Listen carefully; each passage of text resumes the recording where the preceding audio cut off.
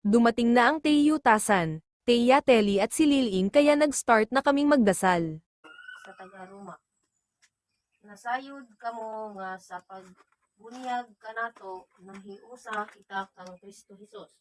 Ug busa nahiusa kita sa iyang kamatayon.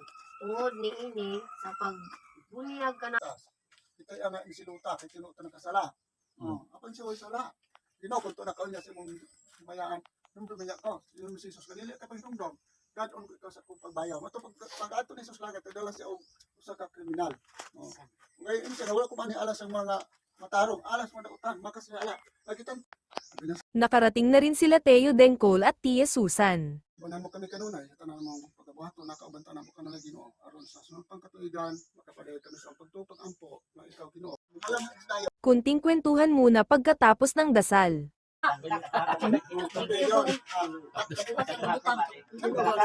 Malagi noon.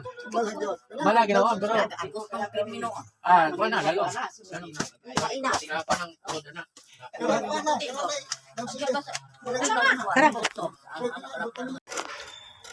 Nananghalian muna kami bago kami nagkanya-kanya na ng uwi. Kana, wala mga pansit. Ay, kinuso. Latag ko sa akin. O ba? Pera mo po ko, magtanaw anang mga kalang. Pwede si Angga sa una.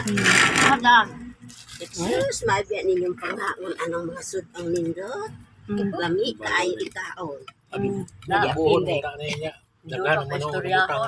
Ay, kung adobo lang simple. May siya nga butangan pa kuno ka ng tatas. Dili ka na ang pinya.